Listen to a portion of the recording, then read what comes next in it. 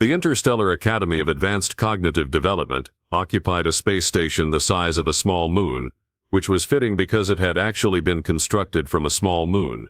Someone in the Bureau of Education and definitely not Warfare had decided that hollowing out a celestial body and filling it with classrooms was more cost-effective than building from scratch. The fact that this moon had previously belonged to a now extinct species was mentioned only in footnote 73 of the station's charter, and only in a language nobody spoke anymore. Floating in the neutral zone between the Andromeda sector's major powers, the Academy represented the pinnacle of collaborative education. Here, the galaxy's most prestigious civilizations sent their brightest offspring to learn advanced mathematics, theoretical physics, diplomatic manipulation, and the proper way to consume nutrition without offending anyone's religious sensibility. The waiting list stretched approximately 400 years, and the acceptance rate hovered around 0.003%.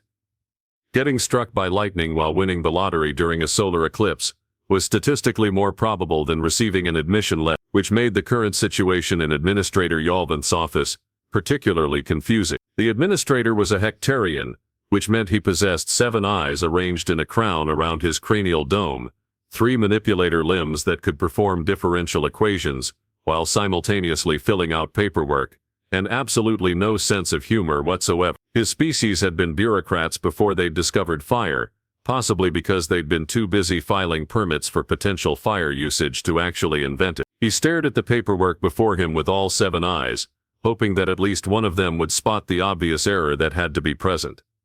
The application was legitimate. The test scores were legitimate. The recommendation letters from 3 separate member civilizations were legitimate, if somewhat desperate sounding. The admission had been processed through every checkpoint, approved by every committee, and rubber-stamped by every relevant authority figure who'd been too busy to actually read what they were stamping. And now there was a human standing in the station's reception bay. Not a Hectarian, not a Voxian with their crystalline nervous systems capable of processing information at light speed. Not a Drulian, whose neural networks contained more connections than most planets had at. Not even a Finrothi, whose warrior culture at least produced students capable of physically intimidating their way through oral examination. That tiny planet in an unfashionable arm of an unremarkable galaxy, whose primary export was terrible music and whose primary import was pity from anyone who'd visited their information networks.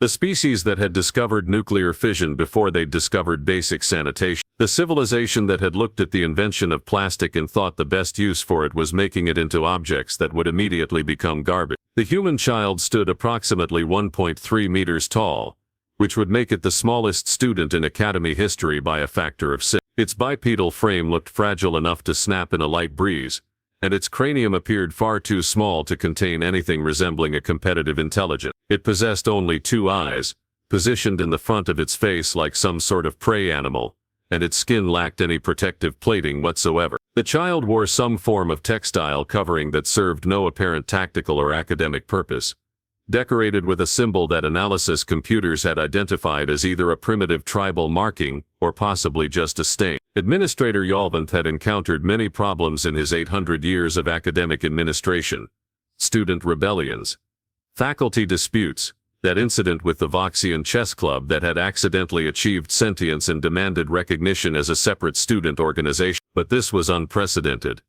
The human was looking around the reception bay with an expression that universal translators identified as wonder, though it might have been nausea. The bay had been designed to accommodate species ranging from 3 centimeters to 30 meters in height, which meant the architecture did terrible things to conventional spatial reasoning. Walkways existed at 17 different gravitational orientations. The ceiling was also the floor, depending on which species you asked. The walls displayed information in 400 languages simultaneously, creating a visual cacophony that had driven several first-year students to drop out within minutes of arrival. The human child just kept staring, mouth slightly open, clearly overwhelmed but not yet fleeing. Through the communication implant that connected him to every corner of the station, Yolvanth heard the whispered conversations of other administrators, all discovering the same horrifying truth. The human had actually arrived. This wasn't a filing error that could be quietly disappeared. The child stood there wearing those ridiculous textiles, carrying what appeared to be a bag made from more textiles, breathing the station's standard atmosphere, and not immediately dying from the sulfur content that most carbon-based life forms found barely tolerable at best. Dean Horthax appeared beside Yolvanth, her gaseous form coalescing from the ventilation system. She was a Nethric, existing as a semi-coherent cloud of ionized particles held together by electromagnetic fields and profound academic anxiety. Her species communicated through modulated radiation, which the station's translators rendered as a voice that sounded like wind chimes having an existential crisis. "Please tell me this is an elaborate prank," she said, her particles swirling with agitation. "Please tell me the Voxian Humor Society has developed actual humor and is testing it on us." "The application is legitimate," Yolvanth replied, his voice carrying the tone of someone who had checked 17 times and was still checking. Every requirement was met. The entrance examination was completed with a passing score. The physical requirements were satisfied by the barest possible margin, but satisfied nonetheless.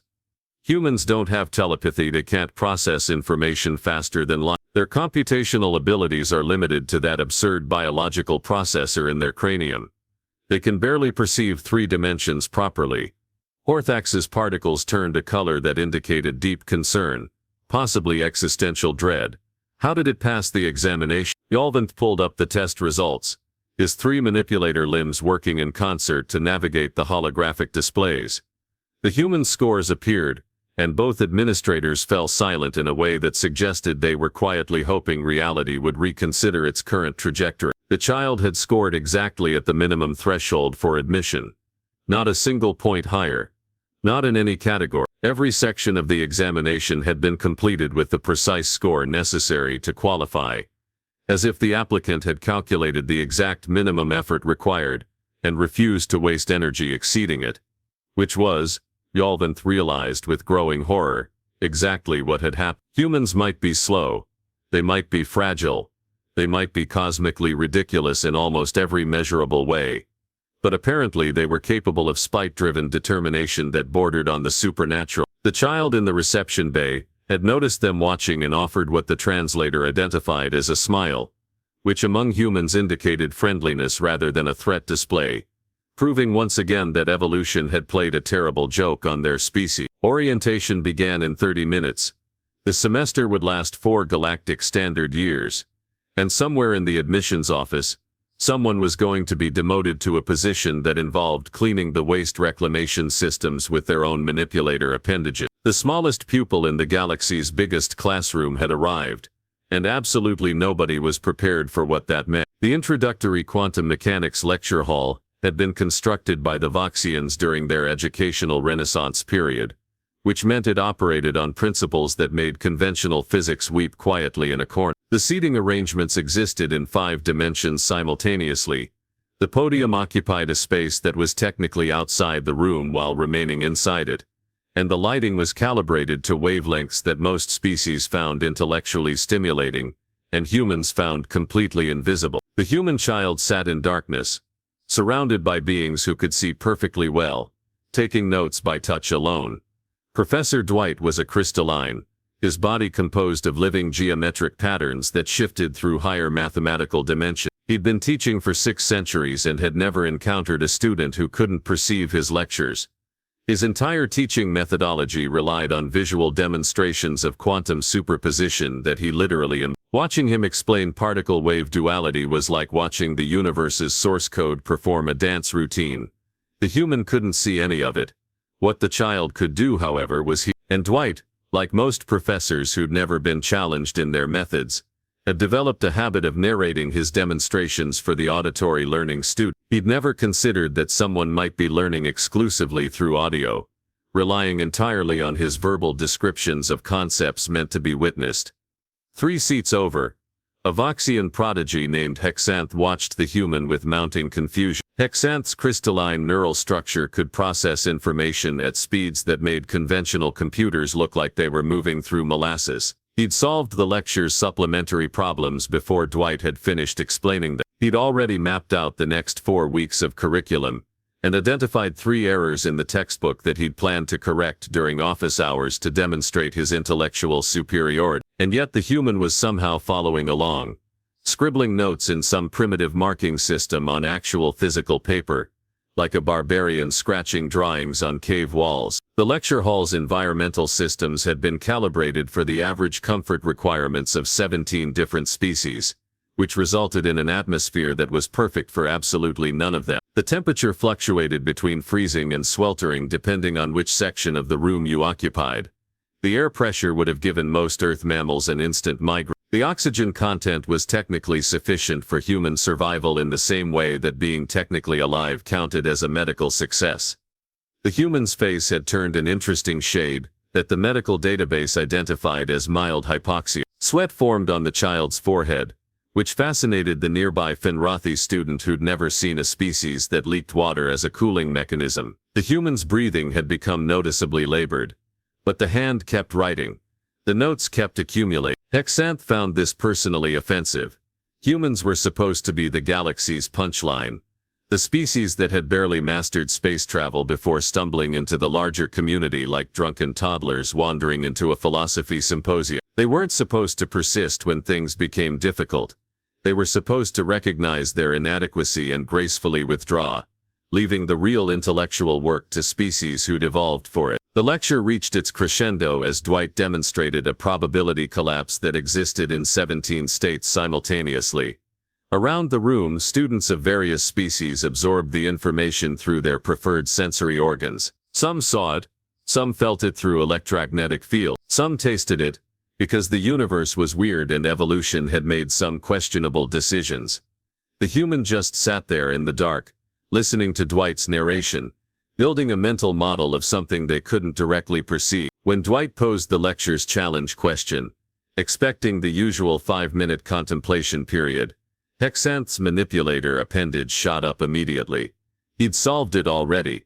Obviously, he was a Voxian prodigy, and this was what passed for basic mathematics in his culture's elementary education. But before Dwight could acknowledge him, a small hand rose in the darkness where the human sat. The room fell silent in a way that suggested everyone was collectively wondering if they were witnessing either brilliance or a catastrophic misunderstanding. Dwight's geometric patterns shifted to focus on the human, his perception finally registering that one of his students had been sitting in complete darkness for the past hour.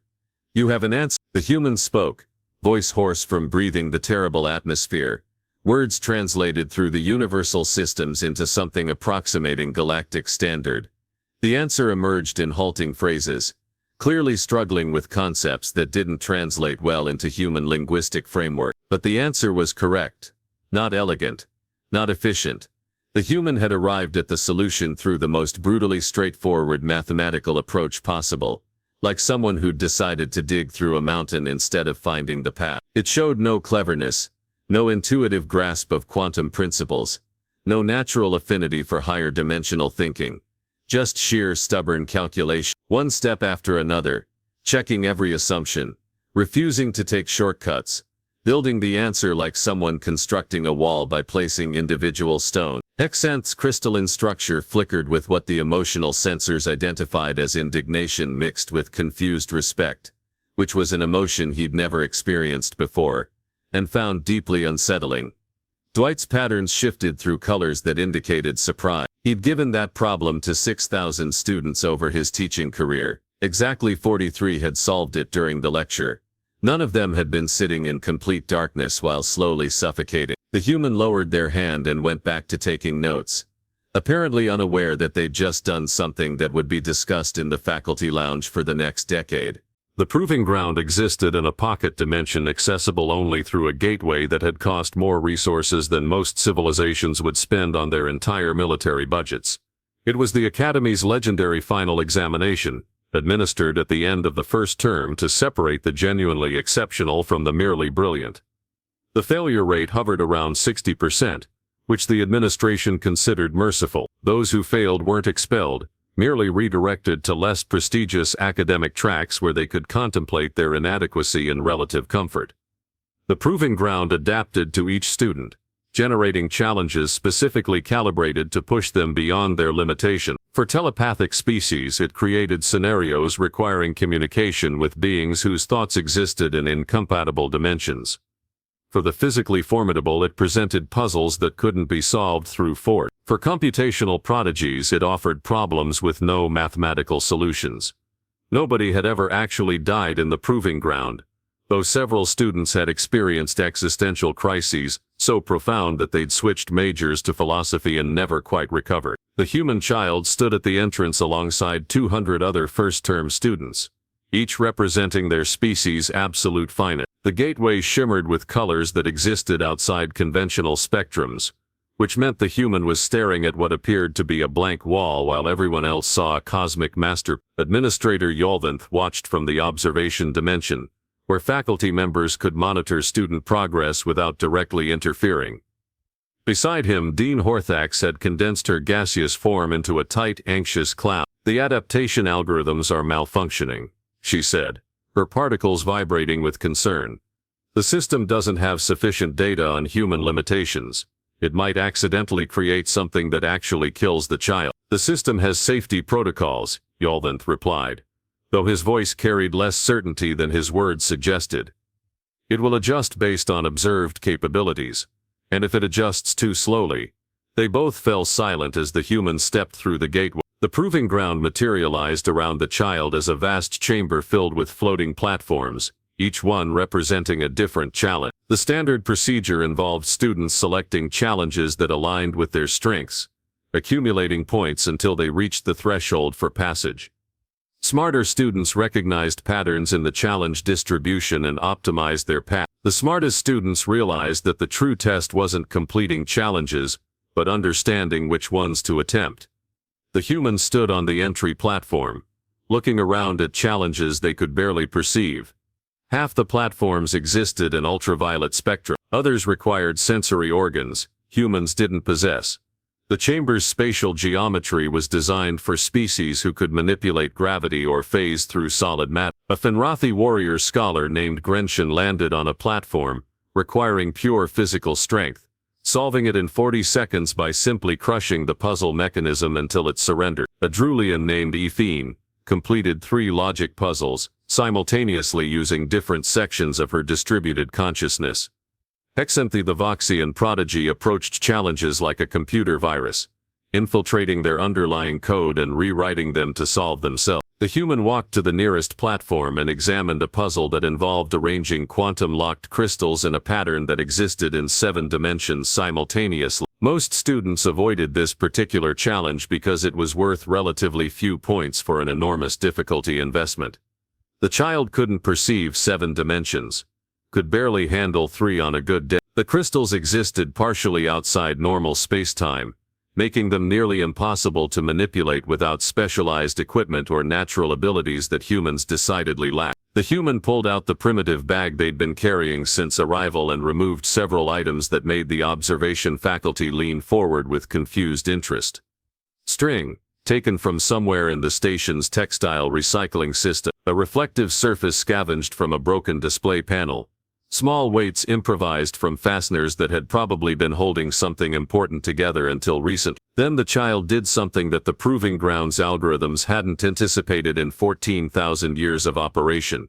The human built tools, not sophisticated instruments, not elegant solutions, primitive mechanical constructions that looked like they'd been designed by someone who'd discovered physics last week and was still angry about it. A pulley system using the string. A lever using a piece of platform railing that the child had pried loose with bare hands and determination bordering on vandalism. A measurement system using the reflective surface to observe angles that couldn't be seen direct. The crystals couldn't be manipulated directly by human hands, but they could be pushed by other crystals, which could be moved by the improvised tool, which were operated by a child who'd apparently decided that if evolution hadn't given humans the right abilities, humans would simply build them from scratch using whatever wasn't nailed down. And if it was nailed down, well, that just meant you needed to work harder at prying it loose. In the observation dimension, Yolf pulled up the human's background file, the document that had somehow been overlooked during the admission process. It painted an interesting picture. The child came from a region of Earth where resources were scarce, where technology was unreliable, and where the primary survival skill was improvisation. The application had been submitted not through official channels, but through a loophole in the Academy's charter that required consideration of any applicant who could physically reach the station. The human had hitchhiked across 3-star systems, on cargo vessels, by literally hiding in shipping containers and surviving on emergency rations, meant for species with entirely different metabolic requirements. The entrance examination had been taken in a spaceport administration office, using a translator borrowed from a confused customs officer, while suffering from malnutrition and probably several exotic infections. And the child had scored exactly high enough to qualify, because humans apparently possessed an almost supernatural ability to calculate the minimum viable effort, and then deliver precisely that amount, conserving resources for the next challenge. Back in the proving ground, the human completed the crystal puzzle after 47 minutes of painstaking work. Other students had moved on to complete dozens of challenges in that time. The Voxian prodigy was already approaching the point threshold for passage. The human collected the meager points and moved to the next platform. Then the next. Then the next. Each challenge was solved through some combination of improvised tools, stubborn persistence, and what could only be described as weaponized spite. The child couldn't perceive higher dimensions, so they mapped them using sound echoes and shadows. Couldn't process information at light speed, so they broke problems into smaller sequential steps and solved them one at a time with grinding determination. Couldn't manipulate quantum states, so they built mechanical systems that forced quantum states to manipulate themselves. Hours passed. Other students completed their trials and departed. The observation faculty began placing wagers on whether the human would reach the threshold before the time limit expired. Hexant finished his examination with the highest score recorded in 2 decades, and returned to watch the human's progress through the observation feed. His crystalline structure flickered with emotions the translator struggled to classify: fascination, frustration, something that might have been respect or might have been horror at what he was witnessing. The human was going to pass. Barely, by the absolute minimum margin possible, but pass nonetheless, using nothing but stubbornness, improvised tools, and the kind of bloody-minded determination that evolution usually reserved for species that survived by being too stubborn to realize they should be extinct. The human crossed the final threshold of the proving ground with 17 seconds remaining on the examination clock, carrying a collection of improvised tools that looked like they'd been assembled by someone who'd learned engineering from a fever dream. The child's textiles were torn, skin covered in minor abrasions that leaked small amounts of blood in a way that disturbed several species who kept their fluids properly internalized, and breathing had degraded from labored to what medical censors classified as technically adequate for continued consciousness. But the score display showed passage. Minimum threshold plus 0.001%, because apparently the universe enjoyed cosmic jokes. Administrator Yalvinth stood in the gateway chamber as students emerged one by one, each greeted according to their culture's traditional acknowledgement protocols. The Fenrathi received ceremonial growls of respect. The Voxians got mathematical proofs of their worthiness transmitted directly to their crystalline matrices. The Drulians were honored with complex pheromone signatures that took 3 days to properly compose. The humans stumbled through the gateway, blinked at the sudden presence of normal lighting after hours in adaptive dimensional spaces, and said something the translators rendered as a request for water and possibly medical attention, though not necessarily in that order. Yalvinth looked at this small, damaged creature who'd somehow survived what broke species specifically evolved for intellectual competition. His 7 eyes processed information from multiple angles simultaneously, and every angle told him the same disturbing truth. This was going to become a problem, not immediately, not catastrophically, but with the slow, inevitable momentum of a bureaucratic nightmare gaining sentience and filing paperwork to make itself permanent. Dean Horthax materialized beside him, her gaseous form swirling with patterns that indicated she'd reached the same conclusion through entirely different reasoning process. The human passed, she said, which wasn't a question because the evidence was currently bleeding on the gateway chamber floor while requesting hydration. Yes, other humans will learn of this. Yes, they will. Yalvinth's manipulator limbs moved through a gesture that translated roughly as profound existential weariness. The charter requires we consider any applicant who meets the basic requirements. Requirements designed when the galaxy assumed only certain species would be capable of attempting. Requirements that were, perhaps not sufficiently stringent. The human had been escorted to medical facilities, leaving behind a small pile of improvised tools that the maintenance staff was examining with the confused fascination of archaeologists, discovering evidence of a civilization that had invented the wheel but somehow made it square. Over the following week, as students settled into their regular academic schedules, word spread through the station's various communication networks. The human had passed the proving ground, not elegantly, not impressively by conventional standards, but passed nonetheless, which meant the child would continue to the second term along with the other survivors. Hexanth found himself watching the human during quantum field theory lectures, trying to understand how something so cosmically unsuited for advanced academics continued to keep pace. The child had developed a system of recording lectures using primitive audio capture technology, then replaying them at slower speeds during personal study time, effectively giving themselves additional hours to process information that other species absorbed in real time. It was cheating in spirit if not by actual regulation. The Academy's rules had never anticipated a student who needed to artificially extend time to compensate for biological inadequacy.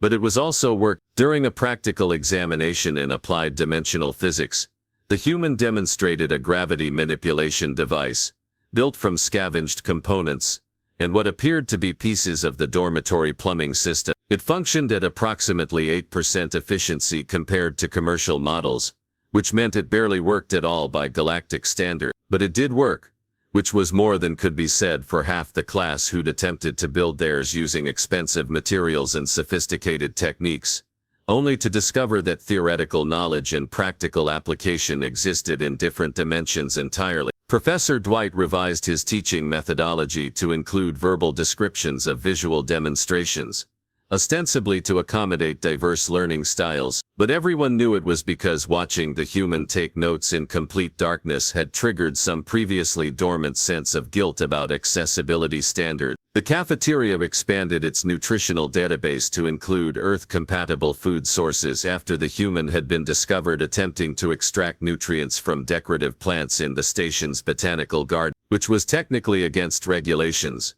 but also demonstrated admirable resourcefulness. 3 months into the second term, Administrator Yolvanth received a communication from the Academy's main campus in the core system. The message was brief and carried the tone of superiors who'd discovered a problem but wanted to ensure blame landed appropriately far from themselves. 17 additional humans had submitted applications. Each one had apparently learned of the first child's admission through Earth's chaotic information networks. Each one had found ways to reach the testing centers, using methods that ranged from legitimate transportation to what appeared to be sustained hitchhiking campaigns that violated multiple interstellar travel regulations. Each one had taken the entrance examination and scored exactly at the minimum threshold for consideration, which meant they'd all learned the strategy. Humans had looked at the galaxy's most prestigious educational institution, and collectively decided that minimum viable effort was a perfectly acceptable approach to academic excellence. The applications were technically valid, the charter was clear, and somewhere in the legal department, someone was desperately trying to find a regulation that would prevent what was about to become an invasion. Not a military invasion. Worse, an academic one. Yolvanth stood in his office, looking out at the station's vast educational complex, thinking about the human child who was currently in the library, laboriously translating advanced mathematical texts into primitive Earth languages, because the brain couldn't process information in proper galactic format. The galaxy had assumed that only certain species possessed the capability for higher education, that intelligence required specific evolutionary advantages, that advancement came from natural superiority rather than sustained effort. Humans had looked at those assumptions and decided they were merely obstacles to be overcome through spite, improvisation, and the kind of stubborn persistence usually associated with invasive plant species that refuse to die no matter how many times you poison. The smallest pupil in the biggest classroom had arrived, survived, and apparently sent word back home that the galaxy's education elite were, in fact, not as gate-kept as they pretended to be. The Academy had been designed to educate the galaxy's best. Nobody had considered what would happen when a species showed up that wasn't the best at anything except refusing to quit. Yolvanth pulled up the admission projections for the next cycle. If current trends continued, humans would comprise approximately 3% of the incoming class within a decade, not through superiority, not through natural advantage, but through sheer bloody-minded determination to meet minimum requirements and claim their place through technicalities and bureaucratic loopholes. The galaxy's most prestigious institution was about to learn what Earth had already discovered centuries ago, that humanity's greatest talent wasn't intelligence or strength, or speed, but the ability to look at a challenge designed to be impossible, and interpret it as merely highly difficult. In her dormitory, the human child studied under lighting finely calibrated to wavelengths actually visible to their species, surrounded by improvised tools and translated textbooks, preparing for tomorrow's examination in advanced wormhole mathematics. The child would probably score exactly at the minimum passing threshold, and somewhere on Earth, 17 more just like them were packing their bags.